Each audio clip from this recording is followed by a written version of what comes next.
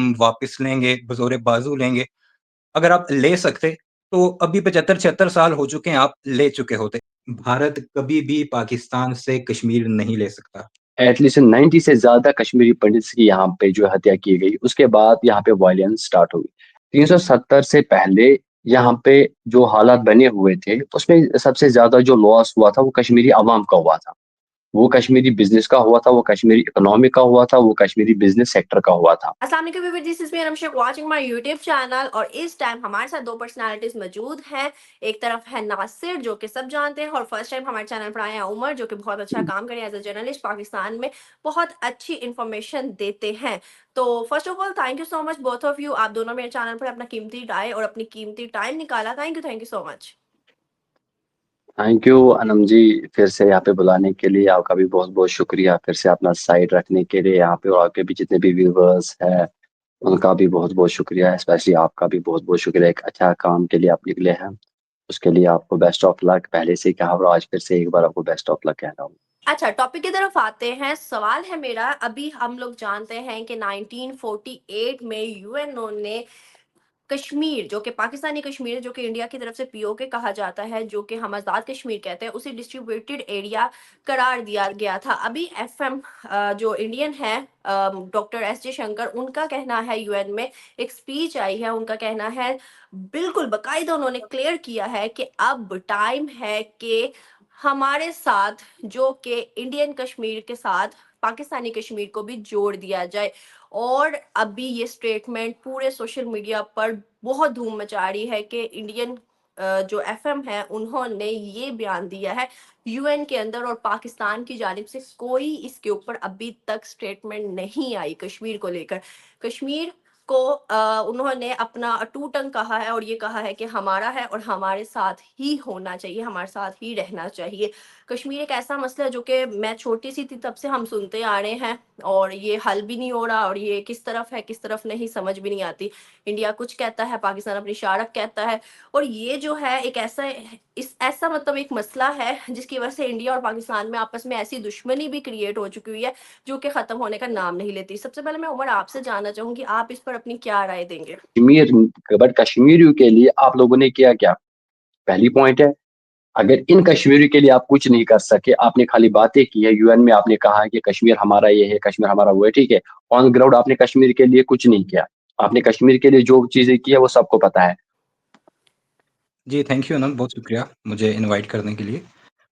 Actually हम अब इस वक़्त अपने इंटरनल मसाइल में लगे हुए हैं, तो शायद हमारे लीडर्स को भी ये, या उन्होंने इस काबिल नहीं समझा कि इसका जवाब दें, क्योंकि भारत की तरफ से ये कोई पहला मौका तो नहीं है कि कश्मीर को अपना अटूट अंग करार दिया जा रहा है। हमेशा से ये बयानात आते जा रहे हैं। अभी रिसेंटली जो आप हवाला दे रही हैं, इनके जो फॉरेन मिनिस्टर्स हैं, डॉक्टर एस जयशंकर, उन्होंने एक दिल्ली में कोई कॉन्फ्रेंस हो रही थी, उसमें उन्होंने डिटेल में इस पर बात की, और उन्होंने सिर्फ़ पाकिस्तान को नहीं, उन्होंने साथ यूनाइटेड नेशंस के बारे में भी काफ़ी बातें की।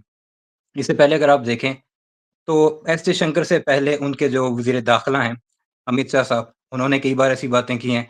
उसके अलावा उनके वज़ीर दिफ़ा जो हैं, राजनाथ सिंह, वो कई दफ़ा इस तरह की बातें कर चुके हैं कि हम जाकर कश्मीर उनसे वापस लेंगे, और कोशिश भी की गई कई दफ़ा। रिसेंट कोशिश उनकी यही थी, जो उन्होंने एक सो कॉल्ड सर्जिकल स्ट्राइक की थी, और फिर उसका उन्हें जवाब भी मिल गया था। तो मेरे ख़्याल में तो इस मसले का ये हल नहीं है कि हम वापस लेंगे, बज़ोरे बाज़ू लेंगे। अगर आप ले सकते, तो अभी 75-76 साल हो चुके हैं, आप ले चुके होते। दूसरी जो बात यूनाइटेड नेशंस की है, जिसमें उन्होंने यूनाइटेड नेशंस को एक कमज़ोर किस्म का एक ऑर्गनाइज़ेशन करार दिया है कि इतना लंबा अरसा हो गया, और उन्होंने साथ वर्ल्ड वॉर 2 का भी हवाला दिया है। उनका ये कहना था, अगर आपने उनकी स्पीच सुनी है, तो उनका ये कहना था कि यूनाइटेड नेशंस जो है, या कश्मीर जो है, ये एक ऐसा एरिया है जिस पर वर्ल्ड वॉर 2 के बाद एक एक लंबी तरीन जो है एक ऑक्यूपेशन है, पाकिस्तान की तरफ उनका इशारा था, और यूनाइटेड नेशन उस पर कोई काम नहीं कर रहा। तो आपको बताता चलूँ कि यूनाइटेड नेशंस का हवाला हर बार पाकिस्तानी हर लीडर देता है कि आप यूनाइटेड नेशंस में जाएँ, पाकिस्तान भी जाता है, और जाकर वो जो प्लेबिसाइड है, उसके मुताबिक जाकर हम कश्मीरियों से पूछते हैं कि मसला कश्मीर का हल वो क्या चाहते हैं। अगर वो इंडिपेंडेंस चाहते हैं, तो उन्हें दे दो, दोनों को इकट्ठा करके कर दो। अगर वो पाकिस्तान के साथ मिलना चाहते हैं, तो पाकिस्तान के साथ मिला दो। अगर वो चाहते हैं कि वो इंडिया के साथ मिलें, तो इंडिया के साथ मिला दो। लेकिन हर बार यूनाइटेड नेशन के इस प्रपोज़ल को इंडिया ने रिजेक्ट किया है और पहली बार जो 1 जनवरी 1948 को पाकिस्तान नहीं गया था, उनके पंडित जवाहरलाल नेहरू गए थे खुद यूनाइटेड नेशंस में और अभी तक यूनाइटेड नेशंस की जितनी भी बातें हैं, उन्हें मानने से इनकारी हैं।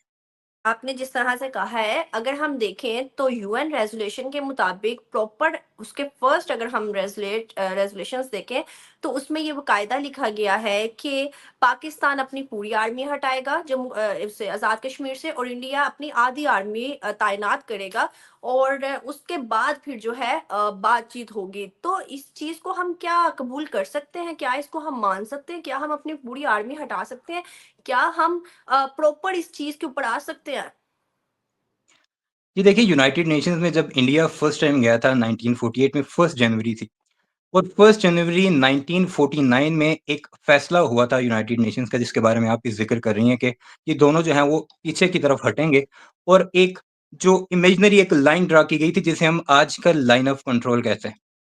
इस लाइन ऑफ कंट्रोल को ये कहा गया था कि इसके बाद और अगर आप वो फैसला पढ़ें उसके बाद ये कहा गया था कि दोनों अपनी फ़ौजें पीछे हटाएँगे और फ़ौजें हटाने के बाद कश्मीर की जो अवाम है उससे हक़ राय शुमारी दिया जाएगा जिसे प्लेबिसाइड कहते हैं, जिसे आप वोटिंग करवा सकते हैं, आप रेफरेंडम करवा सकते हैं, जिस भी तरह आप कश्मीरियों से जाकर लेकिन उसके बाद आपने देखा कि कश्मीर में इंडिया की फ़ौज कम होने के बजाय रफ्ता-रफ्ता बढ़ती गई और आज 5 लाख से ज़ायद अफ़वाज जो हैं वो इंडिया की कश्मीर में मौजूद हैं।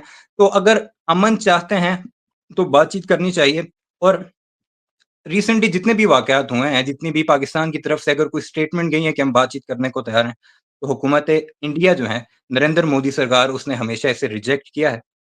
और ये कहा है कि हम आपस में देख लेंगे, निपट लेंगे, मामला तय कर लेंगे। इवन के कई ऐसे ममालिक हैं, जिन्होंने सालसी का किरदार अदा करने की कोशिश की। रिसेंटली तैयब एर्दोगान का एक पैगाम भी आया था कि मैं बैठने को तैयार हूँ। हम चाहते हैं कि इनके क्योंकि इस अगर खित्ते में ये कश्मीर का जो मसला है, ये सॉल्व हो जाता है, तो बहुत सा हमें अपनी अफ़वाज भी कम करनी पड़ेंगी। हम अभी जो है एक सिक्योरिटी स्टेट्स हैं। इंडिया और पाकिस्तान एक वेलफेयर स्टेट नहीं बन सकी। 75, 76, 77 साल हो चुके हैं हमारी आज़ादी को। हमसे बाद में आज़ाद हुए ऐसे कई ममालिक हैं जो कि एक वेलफेयर स्टेट बन चुके हैं। आप चाइना की मिसाल ले लीजिए, आप कई ऐसे ममालिक हैं उनको देख लीजिए, जिनके 25-25, 40-40 साल हुए हैं जिनकी आज़ादी को और वो एक डेवलप्ड कंट्री बन चुके हैं या बनने के बिल्कुल करीब हैं। जबकि हम पाकिस्तान और इंडिया कश्मीर के मसले पर उलझने की वजह से सिर्फ़ एक इश्यू है जिसकी वजह से हमारे बलूचिस्तान में भी इंसर्जेंसी है, हमारे केपीके में भी इंसर्जेंसी है। रूट कॉज़ जो है वो सिर्फ़ और सिर्फ़ कश्मीर है। तो मैं ये चाहता हूँ, जो मेरी ख़्वाहिश भी है और मेरे बहुत ज़्यादा दोस्त हैं भारत में, हम वो भी कलेक्टिवली पब्लिक टू पब्लिक अगर आप रिलेशन देखें तो एक पाकिस्तानी का और एक इंडियन का बहुत अच्छा है। बेशक हमारे कई मसाइल हैं और वो मसाइल ही की वजह से ये टू नेशन थ्योरी कायदे-आज़म ने दी थी और उसी की वजह से आज हम पाकिस्तान में बैठे हैं और नासिर खान साहब जो हैं वो कश्मीर में बैठे हैं जो कि इंडियन ऑक्युपाइड हम जिसे कहते हैं। और अगर अगर हम ये मसला हल कर लेते हैं, तो होप्स हो के हमारे बाकी मसाइल भी हम एक वेलफेयर स्टेट की तरफ जा सकते हैं। नो डाउट आई एग्री कि हमें कश्मीर का मसला हल करना चाहिए और दोनों तरफ से मुज़ाकरात होने चाहिए, दोनों तरफ से मिल बैठकर बराबरी की सतह पर बात होनी चाहिए। उसके बाद ही इंडिया पाकिस्तान की जो है वो कहीं ना कहीं सुनी जाएगी और आपसी जो ताल्लुकात है बेहतर हो जाएंगे। और नो डाउट कि इंडिया और पाकिस्तान के लोगों में कोई नफरत नहीं है। जिस तरह से आपने भी कहा कि हम अक्सर औकात में तो बातचीत करती हूँ, नासिर एक मिसाल है, मैं इनकी हमेशा तारीफ करती हूँ कि नासिर बहुत बहुत बहुत पोलाइट हमेशा बात करते हैं और इज्जत देते हैं। जबकि वो कश्मीर में बैठे हुए हैं, उनको तो ज़्यादा मतलब हमसे नफ़रत भी हो सकती है, मतलब हमसे काफ़ी ज़्यादा इख्तिलाफ़ात भी हो सकते हैं, बट कभी भी उन्होंने इस तरह की कोई बातचीत नहीं की जिससे मुझे नफ़रत या कोई इख्तिलाफ़ात नज़र आए। तो नासिर की तरफ पहले बढ़ते हैं। नासिर, आप बताइएगा कि आप उमर की बातों से इत्तेफ़ाक करते हैं और बीइंग अ कश्मीरी, क्या आपको लगता है कि कश्मीर क्या मतलब एक अलग से रियासत बननी चाहिए, दोनों कश्मीर, इंडिया और पाकिस्तान की, या आप इंडिया के साथ खुश हैं, या क्या मामलात होने चाहिए?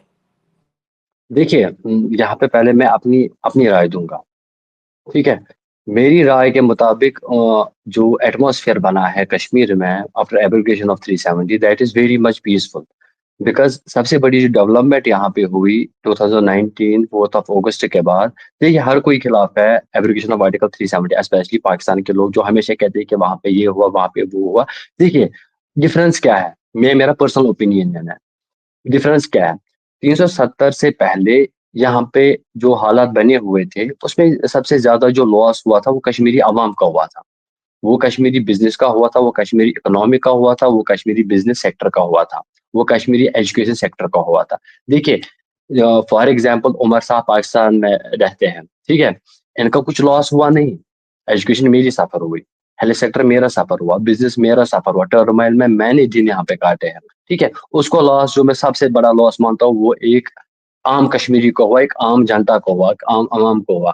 उसके साथ साथ उस लॉस में सबसे बड़ा जो जो लॉस है वो सिविलियन कैजुअलिटीज हुई, ठीक है। देखिए 2008 में जो यहाँ पे डेथ रेट हुई थी 2008 में, that is most probably 100, and same happened in 2010 and same happened in 2016, and what we lost PhD scholars, we lost BTech students, we lost MTech students. वो एक बड़ा लॉस है, जो कल एक कश्मीर का फ्यूचर, एक पूरे देश का फ्यूचर बन सकता था, वो हमने खोया है, ठीक है। उसके बाद जब आपके एरिया में, आपके स्टेट में, आपके यूटी में जब आपका वो चीज खत्म हुआ, आपने पीसफुली अपना एजुकेशन सेक्टर जो है 12 महीने चला, आपका हेल्थ सिविलियन कैजुअलिटीज बची, मेरे लिए एक वो बहुत बड़ी डेवलपमेंट है कश्मीर घाटी में, ठीक है। उसके बाद आपने कश्मीर की बात की, जो पाकिस्तान ऑक्यूपाइड कश्मीर है उसकी बात की, या इससे वाले कश्मीर की बात की। देखिए ये कश्मीर जो वायलेंसी पे था, यहाँ पे अगर कश्मीर था, उसके पीछे बैकग्राउंड है क्या, पहले वो चीज देखनी नहीं है। या इंडिया पाकिस्तान के साथ बात नहीं कर रहा है, या पाकिस्तान इंडिया के साथ बात नहीं कर रहा है, उसके पीछे लॉजिक है क्या, बेस है क्या, किस बुनियाद पे मैं रेडी नहीं हूँ पाकिस्तान से बात करने के लिए, या किस वजह से पाकिस्तान इंडिया के साथ बात करने के लिए तैयार नहीं है, ठीक है। ये आप, मैं और उमर साहब बखूबी जानते हैं, मुझे वो चीज ब्रीफ करने की जरूरत नहीं है, शायद मेरी बातों से उमर साहब इत्तेफाक रखेंगे, क्या नहीं रखेंगे, उस चीज से उमर साहब बेखूबी अगर कहेंगे उमर साहब, मैं वो भी ब्रीफ ब्रीफ करने के लिए रेडी हूँ। क्यों इशू बीच में आ रहा है, देखिए अगर यूएन में मसला है, यूएन का छोड़ लीजिए, पहले हम अवाम, पहले मुझे देख लेना है कि मैं चाहता क्या हूँ, सबसे पहले मेरा वोट जाएगा जो मैटर कर लेता है।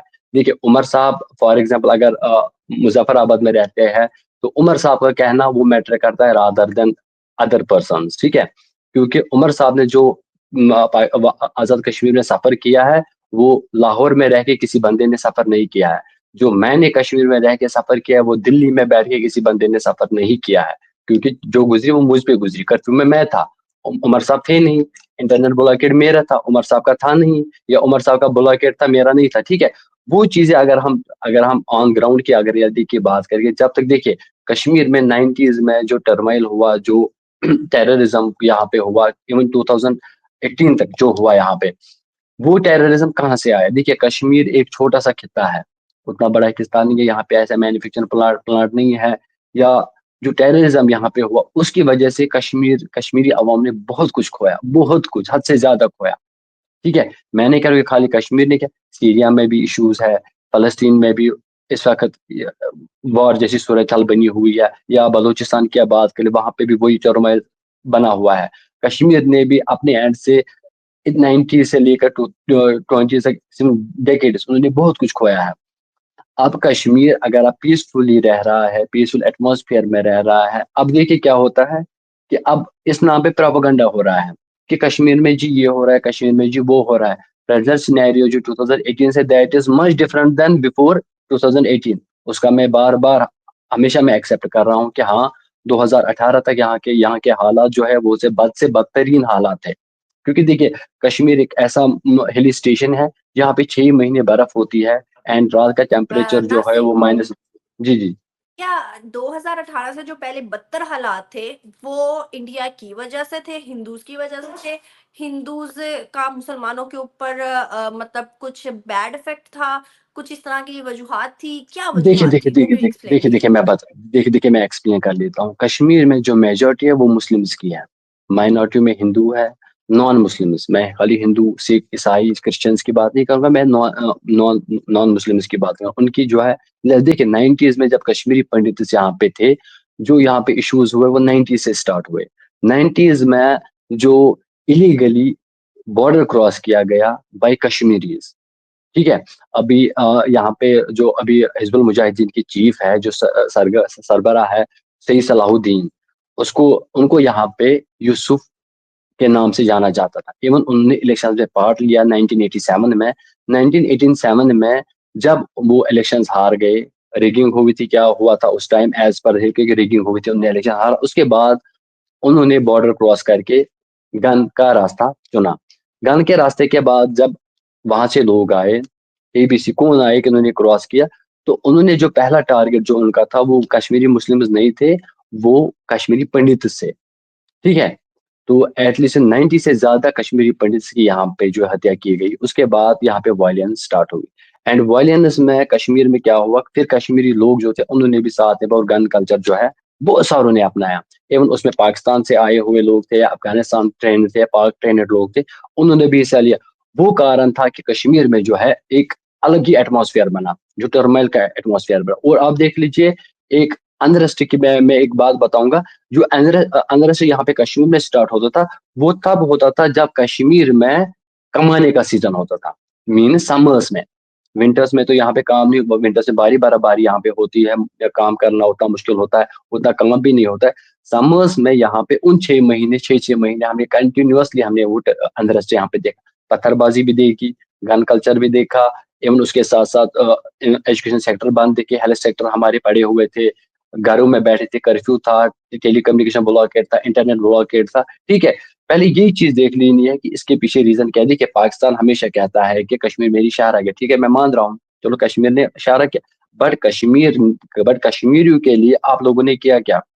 पहली पॉइंट है, अगर इन कश्मीरियों के लिए आप कुछ नहीं कर सके, आपने खाली बातें की है, यूएन में आपने कहा है कि कश्मीर हमारा ये है, कश्मीर हमारा वो है, ठीक है। ऑन ग्राउंड आपने कश्मीर के लिए कुछ नहीं किया। आपने कश्मीर के लिए जो चीज़ें की है वो सबको पता है। उसके साथ जो अपना कश्मीर है, आज़ाद कश्मीर, उन लोगों के साथ आपने किया क्या? वो लोग आज सड़कों पे उतर जाने पे मजबूर क्यों है? वो प्रोटेस्ट क्यों कर रहे हैं? डेली नीड्स के लिए, फूड्स के लिए, आटे के लिए, चावल के लिए, बिजली के लिए, पानी के लिए वो प्रोटेस्ट क्यों कर रहे हैं? पहले तो आप उनको वो फैसिलिटीज़ तो प्रोवाइड कर लो। अगर आपने उन लोगों को वो फैसिलिटीज़ प्रोवाइड की होती, तो आज वो सड़कों पे उतर जाने पे मजबूर नहीं होते। मैं कहता हूँ कि हर किसी कंट्री में, हर किसी गवर्नमेंट लूपहोल्स होते हैं। मैं नहीं कहता हूँ कि नहीं, हमारे यहाँ से लूपहोल्स नहीं है, हमें भी किल्लतें हैं। लेकिन जब एक कंट्री फिर जब यहाँ पे वायलेंस खत्म हुई, उसके बाद कश्मीर डेवलप होना शुरू किया। एंड आज डेवलपमेंट इतनी यहाँ पे हुई है, वो मैंने आपको लाइव भी कई बार दिखाया है। आज डेवलपमेंट यहाँ पे इतनी है कि आज मुझे मुझे नहीं लगता है कि मुझे किसी चीज़ की कमी है, कि जो चीज़ मुझे पहले नहीं थी, वो आज मिल रही है। मेरे पास आज हर कोई चीज़, आज मैं रात के 12 बजे भी घूम सकता हूँ। आज मेरा स्पेशली एजुकेशन सेक्टर जो है वो 6 महीने बराबर खुला रहता है। बिज़नेस अच्छा जा रहा है। इवन टूरिज़्म ने पिछले कई डिकेड्स का रिकॉर्ड तोड़ दिया। करोड़ से ज़ायद पर्यटक जो है समर्स के महीने में आते हैं। एंड कश्मीर की जो पॉपुलेशन है, 80% population is directly and indirectly dependent on tourism sector. ठीक है? जब मेरा टूरिज़्म बैठा, तो मैं खाऊँगा क्या? तो मेरी फैमिली सर्वाइव कैसे करेगी? ठीक है? तो ये चीज़ें, ये डेवलपमेंट कश्मीर कश्मीर में हुई, और आज कश्मीर जो है बिल्कुल पीसफुल एटमॉस्फेयर यहाँ पे है। अब देखिए, अब कश्मीर के नाम पे मैं प्रोपेगेंडा करूँ कि नहीं कश्मीर में ये है, लेकिन रियलिटी वो है कि कश्मीर में ऐसा कुछ है ही नहीं इस टाइम। मैं कह रहा हूँ कि 2018 से पहले था, उससे मैं ये नहीं कह रहा हूँ, लेकिन आज वो कश्मीर है नहीं, आज कश्मीर बिल्कुल बदल चुका है। आज कश्मीर फुली डेवलप हुआ है, और आगे और डेवलप होगा। देखिए, ऐसे मार्केट्स यहाँ पे हुए जो हमने फॉरेन कंट्रीज़ में वायरलेस मार्केट्स हमने देखे। हमने वहाँ पे ये ना ऐसे मार्केट्स देखे, और इवन उसके साथ-साथ जो रोड कनेक्टिविटी ट्रांसफर का कश्मीर टू कन्याकुमारी, वो भी हुआ। ट्रेन कनेक्टिविटी वो भी आई। अब मुझे बताइए कि मुझे उससे ज़्यादा चाहिए कि अगर मैं पीसफुल हूँ, अगर मैं पीसफुल एटमॉस्फेयर में रह रहा हूँ, I prefer to live in a peaceful atmosphere rather than बिल्कुल, to live in Nasir. A unrest. जी। बिल्कुल, बिल्कुल। इसी बात का आपकी उमर से मैं जवाब चाहूँगी। उमर, आप बताइएगा कि जिस तरह से नासिर ने कहा है कि 2018 से पहले तक हमारे मुश्किल हालात थे, हमने सर्वाइव किया, और इनडायरेक्टली उनका कहना है कि पाकिस्तान ने कुछ नहीं किया, हमारे कश्मीरियों मतलब हम आज़ाद कश्मीरियों के लिए कुछ नहीं किया, तो हमारे लिए क्या करेंगे वो? और दूसरी तरफ उनका कहना है कि 2018 मतलब 19 के बाद जो है पीएम मोदी की गवर्नमेंट ने काफ़ी ज़्यादा अच्छा 370 हटाया, और उसके बाद काफ़ी ज़्यादा जो है सहूलियत दी गई, और नो डाउट कि हम इनकी ज़ुबानी इन्होंने जो दिखाया, और जो हम यूट्यूब पे या जो हम सोशल मीडिया पे देखते हैं उसके मुताबिक अमार कंपनी भी इंडियन कश्मीर में चली गई, और काफ़ी ज़्यादा इन्वेस्टमेंट कश्मीर में हमारे मुस्लिम ममालिक की जानिब से की गई है। तो इस पर आप क्या कहेंगे? क्या आपको लगता है कि इंडिया ने कश्मीर को ज़्यादा सहूलियत दी हैं as compare to Pakistan Kashmir? जी, नासिर भाई ने एक डिटेल एनालिसिस किया है आर्टिकल 360 का, फिर उन्होंने बात तो नहीं की लेकिन इशारा पाकिस्तान की तरफ किया और इशारा किया टेररिज़्म का। और उसके बाद उन्होंने 1990 में चले गए हैं, जहाँ पे उन्होंने पंडित्स का जो कत्लेआम हुआ था, उसके बारे में बात की। इसका मैं डिटेल में बताता हूँ। उसके बाद इन्होंने बात की कि मैं कश्मीर में रहता हूँ और मैं कश्मीर को ज़्यादा बेहतर समझ सकता हूँ। तो ये बात बिल्कुल करेक्ट है कि ये कश्मीर में रहकर कश्मीर को बिल्कुल बेहतर समझ सकते हैं और मैं भी हूँ केपीके से, लेकिन बिल्कुल बाउंड्री पे हूँ आज़ाद कश्मीर की, जिसे हम आज़ाद कश्मीर कहते हैं और मुज़फ़्फ़राबाद में मैं तकरीबन 4 साल रहा हूँ। तो वहाँ के लोगों के पाकिस्तान के लिए क्या जज़्बात हैं, वो मुझे बहुत अच्छे तरीके से पता है, पाकिस्तान से वो कितनी मोहब्बत करते हैं। या फिर रिसेंटली जिन वाक़यात की तरफ से इन्होंने ज़िक्र किया है कि वो इंतज़ामी मामलात हैं, कि ब कश्मीर में प्रोटेस्ट हो रहा है, वो आटे की कीमत कम करवा रहे हैं, वो बिजली की कीमत कम करवा रहे हैं, वो चाह रहे हैं कि पेट्रोल की कीमत कम हो।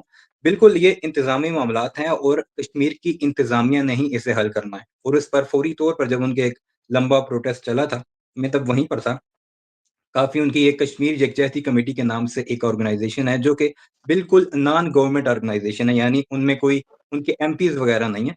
और उन्होंने जब प्रोटेस्ट किया, प्रोटेस्ट पुलिस और उनका आपस में क्लैशेज़ हुए और उसमें पाकिस्तान की तरफ से इन्वॉल्वमेंट नहीं थी, यानी कि पाकिस्तान की आर्मी वहाँ पर डिप्लॉय है, लेकिन पाकिस्तान की आर्मी ने उन्हें हाथ तक नहीं लगाया, ना ही उन्होंने कोई बिल्कुल उन्होंने कुछ लोग थे उनमें जिन्होंने पाकिस्तान के खिलाफ नारेबाज़ी की है, लेकिन वो आटे में नमक के बराबर थे।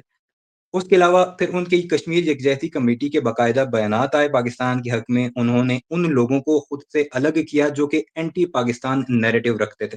फिर उसके एक गुडविल जेस्चर में पाकिस्तान की तरफ से हुकूमत पाकिस्तान ने बाकायदा सब्सिडी दी उन्हें बिजली के ऊपर और इस वक़्त पाकिस्तान में हम जो बिजली का पर यूनिट 60-65 रुपीज़ में पे करते हैं, वो कश्मीर में डेढ़ से ₹2 में वो पे करते हैं। यानी कि हम इतनी सहूलियात उन्हें देने की कोशिश कर रहे हैं। म ब बेशक वहाँ पर मसाइल मौजूद हैं, उनको भी काउंटर करने की कोशिश की जा रही है। दूसरी बात इन्होंने की खुद वहाँ पर आर्टिकल 370 की। तो मेरा क्वेश्चन नासिर साहब से आगे चल के मुझे इसका जवाब ज़रूर दीजिएगा। नासिर साहब, आप ये कह रहे हैं कि आर्टिकल 360 के ख़त्म होने के बाद, जो कि एक कश्मीरियों को अलग से राइट्स देता था, उसके ख़त्म होने के बाद वहाँ पर काफ़ी डेवलपमेंट हुई है, वहाँ पर ब काफ़ी खुशहाली आई है। मेरा ये क्वेश्चन है कि क्या ये सिर्फ़ आपके लिए खुशहाली आई है? क्या वहाँ पर इस वक़्त जो कश्मीर में सिटिंग गवर्नमेंट है उमर अब्दुल्ला की, क्या वो इसके मुखालिफ नहीं? क्या वो ये नहीं कहते कि हम इसे दोबारा नाफ़िज़ करेंगे आर्टिकल 370 को? अगर जिन्होंने मेजॉरिटी में सीटें ली हैं, यानी कि इस वक़्त हुकूमत में है और उनकी मेजॉरिटी है, दूसरे नंबर पे शायद बीजेपी है, जो मेजॉरिटी में है, उनका वन पॉइंट एजेंडा ये है कि हमने और कुछ करना या नहीं करना। आर्टिकल 360 को वापस नाफ़िज़ करना है कश्मीरियों के लिए। और जब से आर्टिकल 370 को खत्म किया गया था, उसके बाद आपने क्या वहाँ पर हड़तालें नहीं देखी थी? क्या वहाँ पर आपको मजबूरन वहाँ पर उनकी सिटिंग गवर्नमेंट को हटाकर वहाँ पर एक गवर्नर रूल नहीं लगवाना पड़ा था, जिसमें एक गवर्नर जो है उसे डीजीपी ने दिल्ली से उठाकर वहाँ पर बिठाया था और वो कई साल तक वहाँ पर रूल करता रहा। अगर आपकी बात को सही मान लिया जाए कि वहाँ पर खुशहाली ही खुशहाली है, तो उमर अब्दुल्ला की गवर्नमेंट का वन पॉइंट एजेंडा ये क्यों है कि आर्टिकल 360 हम फौरी तौर पर वापस नाफ़िज़ करेंगे? दूसरी बात करते हैं कश्मीर में टेररिज़्म की, जो आपने इशारा किया है, आपने नाम नहीं लिया, आपकी मेहरबानी। इस वक़्त कश्मीर में 5 लाख से ज़ायद उनकी अफ़वाज तैनात हैं। उनके बॉर्डर्स जो हैं, वो खुद भारतीय फ़ौज का ये दावा है कि बहुत ज़्यादा सिक्योर हैं, इवन के पाकिस्तान से परिंदा भी नहीं आ सकता हमारे वाले कश्मीर में या इंडियन ऑक्युपाइड कश्मीर में, ये भारतीय फ़ौज का दावा है। लेकिन फिर ऐसा क्यों होता है कि जब भी कश्मीर में कोई भी वाक़या टेररिज़्म का होता है, तो फ़ौरी तौर पर रुख इनकी तोपों का पाकिस्तान की तरफ हो जाता है? तो इसमें क्या आपकी फ़ौज की नाअहली है या फिर आपकी फ़ौज की कैपेसिटी में इतनी कमी है कि वो एक जीता जाता जागता इंसान जो कि ग्रुप्स की शक्ल में होते हैं, उन्हें अपनी टेरिटरी में दाखिल होने से नहीं रोक सकते? तीसरी बात करते हैं, आपने बात की कश्मीरी पंडित्स की। बिल्कुल नहीं होना चाहिए, किसी भी आम इंसान को कत्ल करना इंसानियत के खिलाफ भी है और एज़ अ मुस्लिम कुरान पाक ने कहा है कि एक इंसान का कत्ल, ये नहीं कहा कि एक मुसलमान का कत्ल, एक इंसान का कत्ल पूरी इंसानियत का कत्ल है, ठीक है? कश्मीरी पंडित्स के बारे में जो कंट्रोवर्सीज़ हुई या उनके बारे में ये बताया गया लोगों को कि इन लोगों को भारत के दूसरे शहरों से लाकर बसाया जा रहा है, हालाँकि इस वक़्त ये दावा यही किया जा रहा है कि ये जो कश्मीरी पंडित्स हैं, ये वहीं के रहने वाले थे, कश्मीरी ही थे। लेकिन कश्मीरियों को ये तासुर दिया गया कि कश्मीर में जो ये हिंदू आबाद किए जा रहे हैं, ये कश्मीर की डेमोग्राफी को चेंज करने के लिए लाए जा रहे हैं, ताकि एक वक़्त ऐसा आए कि कश्मीर के अंदर हिंदुओं की पॉपुलेशन कश्मीरी मुस्लिम से ज़्यादा हो जाए और फिर अगर यूनाइटेड नेशंस या कोई दुनिया की ताकतें प्रेशर डालती हैं, तो फिर उस प्रेशर को लेते हुए हम कह दें कि हम प्लेबिसाइड करने के लिए तैयार हैं, आप आएँ, हम वोटिंग करवाते हैं। तो फिर चूँकि हिंदुओं की पॉपुलेशन ज़्यादा होगी, तो फिर वो वोटिंग में भी ज़्यादा होंगे और फिर कश्मीर को इंडिया के साथ दिखाया जाएगा। ये 3 क्वेश्चन्स हैं जिनका आपने ज़िक्र किया था, तो इस पर अगर काइंडली अगर आप जवाब दे दें तो। जी, नासिर, आप उमर साहब। बताइएगा जो इन्होंने सवाल जी, किया है। जी, उमर भाई सुन लीजिए अब आंसर। पहले आपने क्वेश्चन जो पास ऑन किया है वो 370 उमर अब्दुल्ला क्यों चाहता है 370, ठीक है? देख लीजिए मेरी भाईजान मेरी बात। नेशनल कॉन्फ्रेंस एक ऐसी रीजनल पॉलिटिकल पार्टी है जिसने यहाँ पे 70 सालों से अपनी हुकूमत की है, ठीक है? इस बात से आप इत्तेफाक रख रहे हैं? जी, बिल्कुल। 70 साल में उमर भाई, 70 साल में मैंने रोड कनेक्टिविटी यहाँ पे रोड्स वो देखे नहीं। मैंने 70 साल से इतना एजुकेशन सेक्टर जो है उसका इंफ्रास्ट्रक्चर मैंने इतना अच्छा देखा नहीं। मैंने एम्स कश्मीर में देखा नहीं। मैंने ये ना एम्स जैसी फैसिलिटीज कश्मीर में देखी नहीं। मैंने रोड्स ना हाईवेज इतने बढ़िया देखे नहीं। मैंने ट्रेन कनेक्टिविटी कश्मीर में देखी नहीं। मैंने 24 इंटू आवर्स इलेक्ट्रिसिटी देखी नहीं, ठीक है? ये चीजें मैंने देखी नहीं। अगर उमर अब्दुल्ला स्टेट में फुल पावर होके ये चीजें मुझे प्रोवाइड नहीं कर पाया सिंस 70 ईयर्स, ठीक है? बीजेपी ने जब सेंट्रल में गवर्नमेंट बनाई 2014 में, एंड 2019 में जब एब्रोगेशन ऑफ आर्टिकल 370 हुआ, 19 20 21 22 23 24 हुए 6 साल।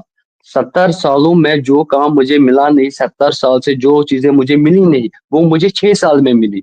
हाउ इज ये कैसे पॉसिबल? देखिए 370 को आज उमर अब्दुल्ला इसलिए चैलेंज कर रहा है। देखिए मैं आपको एक एग्जांपल देता हूँ। अभी यहाँ पे असेंबली इलेक्शंस हुए, आपने मेजोरिटी की बात की, तो जो उमर अब्दुल्ला का मैनिफेस्टो है मैं आपको बता देता हूँ। उसमें इलेक्शन से पहले यहाँ के आम लोगों से वादा किया गया था कि जो आपकी बिजली यहाँ पे चल रही है, आपको 200 यूनिट्स इलेक्शंस के बाद हम फ्री देंगे, ठीक है? पीएसए हम हटाएंगे। वो पहले सोचे कि पीएसए को लाने वाली कौन सी जमात है? पीएसए तो उन्होंने ही लाया, कोटा तो उन्होंने ही लाया, ठीक है? ये चीजें तो उन्होंने लाई। अब वो इस मैनिफेस्टो में कह रहे हैं कि हम ये चीजें हटाएंगे, प्लस हम जो अनएम्प्लॉयड यूथ है उनके लिए हम जॉब्स प्रोवाइड कर लेंगे, ठीक है? अब जब असेंबली सेशन यहाँ पे चला, तो कश्मीर में 200 यूनिट्स आपको पता है उमर भाई किन को मिला? वो उन लोगों को मिला जिनकी पॉपुलेशन पूरी जम्मू कश्मीर में 2% है। उन लोगों को 200 यूनिट्स बिजली फ्री मिली। जो 98% है, जिसे मिडिल क्लास भी है, पुअर भी है एंड रिच भी है, उनको वो सब नहीं मिली। क्या उमर अब्दुल्ला ने वोट खाली उन 2% से लिए थे? वोट तो 100% लोगों ने दिए हैं उनको, ठीक है? देन वो मेजोरिटी में आया। पहली बात, उस वो पार्टी सबसे गद्दार पार्टी अगर यहाँ पे कश्मीर घाटी में है, जो यहाँ का ब्लड शेड के पीछे पाकिस्तान के बाद जो इन्वॉल्व ब्लड शेड में यहाँ पे, वो नेशनल कॉन्फ्रेंस है। उनके शेख अब्दुल्ला से लेकर फारूक अब्दुल्ला, फारूक अब्दुल्ला से लेकर उमर अब्दुल्ला, उमर अब्दुल्ला से लेकर उनके 2 बेटे, वो National Conference is the one of the worst regional political party in Kashmir valley who destroy the future of the Kashmirians. देखिए पीएसए पहले किन के लिए था? पीएसए उन लोगों को यहाँ पे दिया जाता था जो जंगल में लकड़ियां चोरी करते थे। पीएसए पहले उनको दिया जाता था, लेकिन उसके बाद वो रिवेल हुआ और पीएसए जो है लोगों को दिया गया। 2010 में मैं आपको बता देता हूँ, उमर भाई सुन लेना ये बात, ये शायद आपने सुना होगा, वहां पे नहीं होगा। 2010 में उमर अब्दुल्ला यहाँ पे चीफ मिनिस्टर है। 2010 में यहाँ पे अनरेस्ट हुआ। 2010 में भाईजान यहाँ पे 110 जो सिविलियंस है उनकी कैजुअलिटी हुई, वो शहीद हुए। दो 110 लोग। मुझे बताइए चीफ मिनिस्टर को, इज इट दैट पॉसिबल कि चीफ मिनिस्टर के ऑर्डर के बगैर, स्टेट में चीफ मिनिस्टर के ऑर्डर के बगैर सिविलियन कैजुअलिटीज इतनी हो जाएगी? उसके बाद असेंबली में अवाम से माफी मांगोगे कि मैं अवाम को क्या मुंह दिखाऊं, मुझसे गलती हुई कैजुअलिटीज करने के बाद? पहली चीज। सेकंड थिंग, जब अफजल गुरु को फांसी लगी, ठीक है, Umar Abdullah was chief minister, state का मिनिस्टर, यूटी का नहीं, स्टेट थी तब। स्टेट में एक उमर अब्दुल्ला चीफ मिनिस्टर है, and without the consent of chief minister, how is that possible कि सेंट्रल जो है बिना कंसेंट लिए ये अफजल गुरु को फांसी देगा? हुई दो चीजें। उमर अब्दुल्ला 370 इसलिए मांग रहा है कि उसका उसमें अपना बेनिफिट है, आम लोगों के लिए उनका कोई बेनिफिट नहीं है। आज 6 महीने हो गए उमर अब्दुल्ला की सरकार को, आज फिर से प्रोटेस्ट हुए, डेली वेजर्स प्रोटेस्ट करे, कैजुअल लेबर्स प्रोटेस्ट करे यहाँ पे, इवन जो लोग हैं वो उस मैनिफेस्टो से नाखुश है। वो कह रहे हैं कि आज हम पछता रहे हैं कि हमने उमर अब्दुल्ला एंट्री को वोट क्यों दिया। उसका प्रूफ भी अगर आप चाहिए आप यूट्यूब कर लीजिए, आप देख लीजिए जो बजट सेशन है, उसके बाद आम लोगों की रिएक्शन क्या है। ठीक है, पहली बात। एंड सेकंड बात आपने भाईजान की एलओसी की कि लोग कैसे आ रहे हैं। देखिए, रिसेंटली बलूचिस्तान में एक ट्रेन हाईजैक हुई, 250 के करीब लोग जो है, 100 ही मान लेता हूँ, 100 के करीब बीएलए सोल्जर्स वहां पे, वो कहाँ से है, उन्होंने एलओसी को क्रॉस कहाँ से किया। ठीक है, देखिए 2016 तक एलओसी से जो लोग क्रॉस करते थे, देखिए सैयद सलाहुद्दीन कश्मीरी ओरिजिन है, उन्होंने क्रॉस किया, उन्होंने क्रॉस कैसे किया, और वहां से हिजबुल मुजाहिदीन के जो मिलिटेंट्स यहाँ पे आए, टेररिस्ट आए, वो पाकिस्तान के यहाँ पे इवन बहुत सारे लोगों को मारा गया, उन्होंने क्रॉस किया। लेकिन 2019 से यहाँ पे टेररिज्म बहुत डाउन, उसका ग्राफ जो है बहुत डाउन चला गया, क्योंकि बॉर्डर जो है वो अच्छी तरह सील किए गए, मॉडर्न टेक्नोलॉजी से जो मॉडर्न वेपन है वो दिए गए। अब बॉर्डर्स मुझे लगता है कहीं इवन सीज फायर, इससे पहले आप देख लीजिए कि आपस में एलओसीज पे रोज यहाँ पे सीज फायर वायलेशन हुई, वहां पे सीज फायर वायलेशन हुई, यहाँ पे ऐसा हुआ, तब से क्यों नहीं हुआ? तब से बिल्कुल एलओसी भी, मैं नहीं कह रहा हूँ कि 110% एलओसी पीसफुल है, अभी भी कुछ इंफ्रास्ट्रक्शन हो रही है, घुसपैठ अभी भी हो रही है, लेकिन that is in real numbers. Before 2000 abolition of article 370 per day हमें दिन में 4-4 एनकाउंटर्स, 5-5 एनकाउंटर्स हमें कश्मीर में देखने को मिल रहे हैं। तब से आप सर्च कर लीजिए ग्राफ, आप देख लीजिए ग्राफ कितना डाउन चला गया है। उसके साथ stone pelting Friday Sunday continuously, Shabe Qadr, Shabe बारात हो, ईद उल अदा हो, ईद उल जुहा हो, है ना, ईद उल जुहा हो, हर जगह हर दिन नमाज के बाद पत्थरबाजी होती थी, और किसी न किसी सिविलियन की कैजुअलिटी यहाँ पे होती थी। अब आप देख लीजिए, अब ईद भी पीसफुल है, रमजान भी पीसफुल है, शब कदर भी पीसफुल है। एवं शब कदर में जामिया मस्जिद में डीएसपी जो यहाँ पे है जम्मू कश्मीर पुलिस के, मॉब लिंचिंग में उसकी हुई, उनकी भी जान चली गई उस लिंचिंग में। ठीक है, उसके बाद आपने तीसरा सवाल किया कश्मीरी पंडित की। देखिए 90s में यहाँ पे जो कश्मीरी पंडित थे, जब वो अपना घर, अपनी जमीन, अपना जायदाद छोड़ के चले गए, अब वही कश्मीरी पंडित वापस आ रहे हैं। ठीक है, डेमोग्राफिक चेंज अगर हुई होती तो तब से हुई होती, तब से क्यों नहीं हुई? यहाँ पे देखिए, मैंने आज भी आपको कहा कि मेजॉरिटी मुस्लिम है, इन कश्मीरी पंडित यहाँ पे जो चले गए हैं, उनको वापस बुलाने के लिए उमर अब्दुल्ला भी बोल रहा है, उनको वापस बुलाने के लिए महबूबा मुफ्ती भी बोल रही है, उनको वापस बुलाने के लिए सेपरेटिस्ट लीडर जितने भी थे, चाहे यासीन मलिक हो, मीर वैस उमर फारूक हो, सैयद अली गिलानी हो, या क्या नाम है इनका, बाकी जितने भी सेपरेटिस्ट, शेबिर शाह हो, जितने भी सेपरेटिस्ट लीडर्स है, वो उनको वापस इनवाइट करे कि आप कश्मीर आइए, आपका वतन है, आपका घर है। देखिए उन पंडित्स के साथ भी क्या हुआ, उन पंडित्स का जमीन भी ली गई, उनके मकान भी हड़ पे गए। क्या उनका हक नहीं है? देखिए मेरे पे अगर इस वक्त जान पे मुझे खतरा है, मैं अपनी जमीन यहाँ पे छोड़, पहले पहले जान बचाना हमारे इस्लाम में फर्ज है। ठीक है, मैं अपनी जान बचा के सब कुछ यहीं छोड़ता, उसका मतलब ये नहीं हुआ कि उमर भाई आएगा, वो गैर कानूनी तरीके से मेरा घर भी हड़पेगा, मेरी जमीन भी हड़पेगा, ऐसा थोड़ी चलेगा। उसके बाद आपने बात की कि जहां पे भी किलिंग हो, कोई भी किलिंग हो, जहां पे भी कहीं पे भी किलिंग हो, एक मासूम, देखिए पाकिस्तान लाहौर एक सिटी है बहुत बड़ी, तो मुजफ्फराबाद से अगर कोई नॉन मुस्लिम वहां पे रेडा लगाएगा, अपना काम करेगा, अपनी रोजी कमाएगा, उसको निशाना बनाना, ये किस इस्लाम ने हमें इजाजत दी है? उसकी हत्या क्यों कर लेनी है?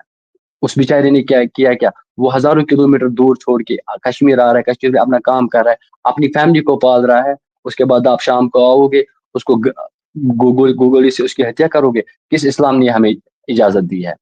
ठीक है, मस्जिद में ब्लास्ट करना, ये किस इस्लाम में भाईजान हमें इजाजत दी है? मंदिर को तोड़ना किस इस्लाम ने हमें इजाजत दी है? ठीक है, कुल मिला के जहां पे भी टेररिज्म है, मैं उसके खिलाफ हूँ, चाहे वो कश्मीर में हो, चाहे वो पाकिस्तानी हो, चाहे वो कश्मीर कहीं पे भी हो, जहां पे भी टेररिज्म है, वो चीज गलत है, उसमें हम सबको खड़ा होना है। देखिए टेररिज्म यहाँ पे खत्म हुआ, मेरी स्टेट ने, मेरी यूटी ने तरक्की की, ये तरक्की की तरफ चला गया हर लिहाज से। देखिए आप मुझसे छोड़ के किसी भी कश्मीरी से आज बात कर लीजिए, किसी भी कश्मीरी को आप पूछ लीजिए कि इससे पहले कश्मीर का सिनेरियो क्या था और आज का सिनेरियो, आज आप खुश हो या उस फील्ड में खुश हो? देखिए एजुकेशन, एक एजुकेटेड जिस बंदे के पास विजन होगा, वो बंदा आपको यही बात बोलेगा जो नासिर खान बोल रहा है, वो आपको यही बात बोलेगा, जब मेरी माँ सेफ है, जब आसिफ, मेरी बहन सेफ है, जब मेरा बाप सेफ है, देन हम जी बताइए बताइए उमर साहब। अच्छा, नासिर उमर सवाल है मेरा आपसे पहले नासिर की बातों से एक बात मेरे ज़हन में आती है, जिस तरह से नासिर डिफेंड कर रहा है इंडिया को, भारत के डिफेंड नहीं पीएम कर या रहा हूँ पीएम मैं, मोदी को। रियलिटी है, ये रियलिटी है। हाँ, मतलब डिफेंड नहीं वही कर रहा हूँ, जो रियलिटी रियलिटी है। रियलिटी ठीक हो दैट्स गया, रियलिटी। मतलब आप रियलिटी बता रहे हैं। तो उन चीज़ों को देखते हुए क्या आपको लगता है कि जो मोदी पॉपुलैरिटी है वो इस टाइम वर्ल्ड के अंदर है, और ये बात मानने से हम इनकार भी नहीं कर सकते, क्योंकि मुस्लिम और नॉन मुस्लिम ममालिक काफ़ी ज़्यादा इस टाइम जो है पीएम मोदी को प्रेज़ करते हुए नज़र आ रहे हैं, या फिर उनके साथ अपने ताल्लुकात बेहतर करते हुए नज़र आ रहे हैं। तो एक तरफ हम देखें, जब हमारा कश्मीर आता है, क्योंकि मैंने तकरीबन ऑलमोस्ट 4 से 5 दफ़ा विज़िट किया हुआ है और वहाँ जाके पब्लिक रिव्यूज़ लिए हुए हैं लोगों के। तो वहाँ पर कश्मीरियों की राय जो है, वो कुछ डिफरेंट नज़र आती है। जैसा हम समझते हैं, वैसे उससे थोड़ी डिफरेंट नज़र आती है, और ये कहने पे वो मजबूर हैं कि भारत का कश्मीर तरक्की कर चुका है। एलओसी पर खड़े हों, तो वो उधर इशारा करके बताते हैं, और भारत कहता है कि भई हाँ, हमारा कश्मीर तरक्की कर चुका हुआ, और अब हमारे कश्मीरी भी ये बोलने पे मजबूर हो गए। इस चीज़ को आप कैसे करोगे? और नो डाउट ये बात अब रियलिटी नज़र आ रही है कि जहां पर कश्मीर, इंडिया के कश्मीर में इंटरनेट का मसला होता था, नहीं होता था, आज नासिर हमारे साथ बैठ के बात करें, और आज भी अगर हम देखें तो मुजफ्फराबाद से आगे हमारे कश्मीर में इंटरनेट की अभी भी सहूलियात नहीं दी गई। तो इस पर आप क्या कहेंगे? जी, शुक्रिया। सबसे पहले तो आपने नरेंद्र मोदी की बात की है कि उन्हें क्यों जो है वो जप्फियाँ मारी जा रही हैं दुनिया के बड़े-बड़े लीडर्स की तरफ से। तो देखें, ये दुनिया जो है ये बिज़नेस मॉडल पे चलती है। दोस्ती यारी तब तक की है जब आपके एक-दूसरे के साथ मफ़ाद वाबस्ता हैं। इंडिया के पास सबसे बड़ा प्लस पॉइंट ये है कि इंडिया के पास 1.5 अरब की आबादी है। उनके पास एक बहुत बड़ी मार्केट है, जिसे कैप्चर करने के लिए हर मुल्क कोशिश करता है। एक चाइना बहुत बड़ा है, उसकी आबादी बहुत ज़्यादा है, फिर दूसरा जो है वो इंडिया है। चाइना तो अपने करीब किसी को फड़कने ही नहीं देता, उन्होंने इतनी रिस्ट्रिक्शंस लगाई हुई हैं। तो फिर दूसरी दुनिया के लिए जो सबसे आसान जो टारगेट बनता है वो इंडिया बनता है। तो और ये कोई गलत बात भी नहीं है कि आप अगर इंडिया को टारगेट करते हैं, क्यों जप्फियाँ चल रही हैं, नरेंद्र मोदी को अवार्ड्स भी दिए जा रहे हैं। उसकी एक रीज़न है, वो ये है कि दुनिया जो है वो दोस्ती यारी पे नहीं चलती, दुनिया बिज़नेस पे चलती है, बिज़नेस मॉडल पे काम करती है। इंडिया की जो मार्केट है वो है 1.5 अरब की, 1.5 बिलियन जो है उनकी पॉपुलेशन है, और उसमें इन ममालिक के लिए बहुत ज़्यादा मौक़े हैं to invest and to earn. या फिर इंडिया है या फिर चाइना है। चाइना ने तो अपने मुल्क में किसी को घुसने नहीं देना, उसने इतनी रिस्ट्रिक्शन लगा रखी हैं, तो यही एक रीज़न है कि इसे आप दोस्ती नहीं कह सकते, इसे आप ताल्लुकात कह सकते हैं। पाकिस्तान के साथ भी आप देखें तो ताल्लुकात बुरे नहीं हैं, लेकिन पाकिस्तान में जो अपॉर्च्युनिटीज़ हैं, वो बहुत ज़्यादा महदूद हो चुकी हैं, जब से पाकिस्तान के हालात ख़राब हुए हैं। हालाँकि पहले यूएई हो, इसके अलावा कतर हो या फिर सऊदी अरेबिया हो, चाइना तो करता ही रहता है। इन ममालिक की बहुत ज़्यादा इन्वेस्टमेंट थी। अब ये अपने मौके दूसरी तरफ लेकर जा रहे हैं, इंडिया की तरफ, जिसमें और भी कई ममालिक हैं। तो ये आपके क्वेश्चन का आंसर है जो आपने पूछा था कि हालात जो हैं वो। दूसरा, अगर आप पाकिस्तानी कश्मीर की बात करें, बेशक पाकिस्तानी कश्मीर में बहुत ज़्यादा मसाइल हैं, और उसकी रीज़न जो है ये डायरेक्टली प्रोपोर्शन है पाकिस्तान के हालात के साथ। देखिए, पाकिस्तान में अगर मैं 60 रुपीज़ की बिजली पर यूनिट पे कर रहा हूँ, तो इसका डायरेक्ट असर जो है वो कश्मीर पर भी पड़ेगा, इसका जीबी पर भी पड़ेगा। लेकिन पाकिस्तान की तरफ से कोशिश की जा रही है, अभी तक ये जो कश्मीरी या ये जो जीबी वाले हमारे साथ इंटैक्ट हैं, ये इन्हीं कोशिशों की वजह से है कि उनके बहुत ज़्यादा एरियाज़ में टैक्सेशन बहुत कम है। उन्हें हम आटे के लिए गंदुम के ऊपर बहुत ज़्यादा सब्सिडी देते हैं। आपको ये मालूम है कि जो एक 20 केजी का जो आटे का एक जो तोड़ा होता है, जो मैं अगर 1800-1900 को लेता हूँ, वो 1 मन जो है वो जीबी में ₹800 का है। इस तरह की और भी काफ़ी सब्सिडीज़ दी गई हैं। इसके अलावा अब जीबी में मेरे अगर हस्बैंड गिलगित बल्तिस्तान की है। जी, जी। वहाँ पे उन्हें सब्सिडी मिलती है। इसके अलावा एक और सब्सिडी उन्हें ये दी गई है कि वो बहुत दूर हैं इलाके। वहाँ पर आप अगर कोई चीज़ यहाँ से खरीद कर लेकर जाते हैं, तो उसकी कॉस्ट 3 टाइम बढ़ जाती है। तो उसको भी हुकूमत ने ये किया हुआ है कि कंपनीज़ को, जितनी भी मल्टीनेशनल हैं या फिर नेशनल कंपनीज़ हैं, उन्हें ये बाउंड किया गया है, जो रेट आपको यहाँ पर मिलेंगे, वही रेट आपको वहाँ पर आपको मरी में डबल रेट मिल सकते हैं। आपको नत्थे गली में डबल रेट मिल सकते हैं, लेकिन आपको जीबी में जाकर आपको सेम जो यहाँ के इस्लामाबाद का रेट है, जो लाहौर का रेट है, वही मिलेगा। तो इस तरह की कोशिशें जारी हैं, और होप्स हो कि हमारे पाकिस्तान के हालात बेहतर हों, हम डेवलपमेंट की तरफ जाएँ, तो फिर इंशाअल्लाह इनके अब ये उमर मसाइल साहब भी रेटें भी बढ़ेगी, हुँ। टैक्स भी बढ़ेगा। अब तो लोगों से टैक्स और रेटें भी पाकिस्तान की गवर्नमेंट अब बढ़ाएगी ना। कल मैं एक टैक्स रिपोर्ट पढ़ देना रहा था, चाहिए। सॉरी सॉरी, देखिए मैं वही, देखिए टैक्स उतना ही देंगे जितना जायज है। अब आप टैक्स बढ़ाएंगे वो भी क्यों, मैं बताऊंगा उसके पीछे मुझे लगता है कि रीजन क्या है। मैं कल एक रिपोर्ट पढ़ रहा था, तो नवाज शरीफ का बेटा, उन पे जो है यूएई की यूके, शायद यूएई की यूके दोनों में से एक कंट्री है, वहां पे उनको करोड़ों में वो डिफॉल्टर हुए डिफ़ॉल्ट कर हैं दी। टैक्स पे बिल्कुल। करने में, है ना। ठीक है, आप देख लीजिए कि अब ऐसे जो हुक्मरान है पहले वो डिफॉल्टर है। मैं नहीं कहूँगा हर जगह, देखिए कंट्री में हर एक गवर्नमेंट होती है, हर एक कर्जा लेता है, लेकिन फिर उस कर्जे को उतारने के लिए फिर आम लोगों का खून गवर्नमेंट चूसेगी, कोई भी कंट्री हो, खून चूसेगी। वो किस हद सर तक ये वो सही बात है। डिफ़ॉल्ट वाली जवाब का मैं आंसर कर देता हूँ सर, ये एक जी जी। बिज़नेस टैक्टिक्स होते हैं। हम्म। उनके पास ऐसा नहीं है कि वो इतने गरीब हो चुके हैं कि वो अपना कर्जा नहीं उतार सकते। उनके पास बड़ा पैसा है।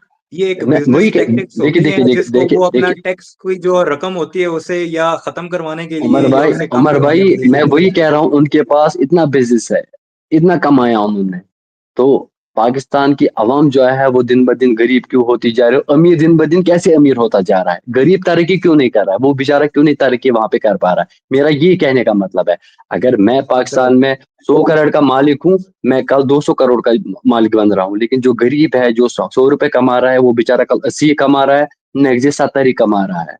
ऐसा सर क्या ये जो है ना इशू है ये वहाँ? सिर्फ़ जी जी। ये जो है ना ये प्रॉब्लम जो है ये हम जो अंडर डेवलपमेंट कंट्रीज़ है ना जिनमें इंडिया भी शामिल है, जिनमें बांग्लादेश भी शामिल है, श्रीलंका भी शामिल है, ये हम लोगों का कोर प्रॉब्लम है। ये ऐसा नहीं है कि ये सिर्फ़ पाकिस्तान में ही एक जो है अडानी जो है, ये मलिक रियाज़ जो है पाकिस्तान में आज 10 करोड़ कमा रहा है, कल वो 20 नहीं कमाएगा। बिल्कुल ऐसे ही इन्होंने अपनी हुकूमतों के अंदर पंजे गाड़े होते हैं, बिल्कुल उसी तरह जिस तरह नरेंद्र मोदी सरकार में अडानी और अंबानी ने पंजे गाड़े हुए हैं। ये इन लोगों ने ये बड़े तेज़ होते हैं, बिज़नेस माइंडेड होते हैं, इन्होंने अपनी सरकारें बनाई होती हैं, ये किंग नहीं होते, ये किंग मेकर होते हैं। तो ये जो किंग मेकर हैं, पाकिस्तान में भी हैं, इंडिया में भी हैं, बांग्लादेश में भी हैं, जो पहले शेख हसीना वाजिद के साथ थे, अब वो मोहम्मद यूनुस के साथ हैं। तो ये प्रॉब्लम जो है, ये चलता रहता है और ये टैक्स भी बहुत कम देते हैं। हमारी जो आम आवाम है या जो इसे मिडल क्लास कहते हैं, आप इंडिया में से अगर सर्वे निकाल के देखें या उनकी रिपोर्ट्स निकाल कर देखें, तो सबसे ज़्यादा टैक्स पेयर जो होंगे, वो आपके मिडल क्लास होंगे। सो एज़ पाकिस्तान में भी बिल्कुल ऐसा ही है। अमीर लोगों पर टैक्सेशन का अमल जब तक नहीं होगा, तो दोनों ममालिक तरक्की नहीं करेंगे। काफ़ी टाइम हो गया मेरे ख़्याल में नो मैंने डाउट। वीडियो अपलोड करने में भी प्रॉब्लम हो गई। बिल्कुल, बिल्कुल। मैं भी यही कहने वाली थी कि हमने जो मसला पकड़ा है, वो मसला हमारे ऊपर वालों से नहीं हल हुआ, तो इस वीडियो में कैसे हल होगा? तो कश्मीर का मुद्दा ही ऐसा है कि एंड में जितनी अगर बात एक होती पॉइंट है से मैं एंड जी, करना चाहूँगा, है ना? सॉरी जी, जी। मैं आपकी जी, बात जी, जी। काट रहा हूँ। एक पॉइंट से जी, मैं जी। इस मुद्दे का एंड करना चाहता हूँ कि भारत कभी भी पाकिस्तान से कश्मीर नहीं ले सकता, ना ही पाकिस्तान बज़ौर बाज़ू ले सकता है। अगर आपने मसाइल का हल करना है, तो आपको टेबल पर बैठना होगा और ये बात मैं नहीं कर रहा। मैंने ये बात कोट की है मेजर जनरल यश मोर की, जो कि एक कोर को कमांड कर चुके हैं, लद्दाख के जीओसी रह चुके हैं। फर्स्ट जो लद्दाख के एडमिनिस्ट्रेशन के जो जीओसी थे, वो थे मेजर जनरल यश मोर। आप उन्हें ज़रूर सुनिएगा। उनका एक पूरा 1.5 घंटे का पॉडकास्ट है, जिसका टाइटल ही ये है, इंडिया कांट टेक या India can't get PoK. Exactly. Till जब तक लोगों की चॉइस नहीं होगी, जब लोगों की चॉइस होगी, then nobody can stop India, nobody can stop Pakistan. Am I right? इस बात से आप भी इत्तेफाक रखते हैं और मैं भी जी, बिल्कुल। रखता हूँ। जब majority of the peoples, when they are willing to merge with India, when they are willing to merge with Pakistan, nobody can stop them. So let's तो फिर hope for लगे best, हाथों यूनाइटेड inshallah. नेशंस का प्लेबसाइट करवा देते हैं। इंशाल्लाह very soon सब सब सामने आएगा। आप भी यहीं पे है, मैं भी यहीं पे हूँ। इंशाल्लाह हम चाहते हैं कि इंशाल्लाह जो भी हो, दोनों मुल्क या दुनिया के लिए बेहतर हो। और hope for the best. Thank you so much. इस वीडियो को यहीं पे एंड करते हैं। ऑलमोस्ट 1 आवर जो है वो इधर स्पेंड कर दिया है हमने, और बहुत अच्छी डिबेट रही है, बहुत अच्छा लगा है। आप दोनों की तरफ से बहुत ही कुछ सीखने को मिला है, और उम्मीद करती हूँ कि हमारे देखने वाले जो व्यूवर्स हैं उनको भी काफ़ी कुछ सीखने को मिला होगा, और वो आप दोनों की बातों से भी इत्तेफाक करेंगे। नीचे कमेंट बॉक्स खाली है, जो भी हमें देख रहा है नीचे लास्ट भी अपनी राय का इजहार करिएगा, और बताइएगा कि किससे आप इत्तेफाक करते हैं, और किसी को कोई मिस्टेक या किसी को कोई काउंटर करना चाहते हो तो वो भी कमेंट बॉक्स में आप लाजमी करिएगा। हम नेक्स्ट वीडियो में ज़रूर उसको डिस्कस करेंगे, और इसी तरह मिलते रहेंगे इंशाल्लाह soon. Thank you so much both of you. Allah हाफिज़, अपना ख्याल रखिएगा। Bye bye. अल्लाह हाफिज, थैंक यू।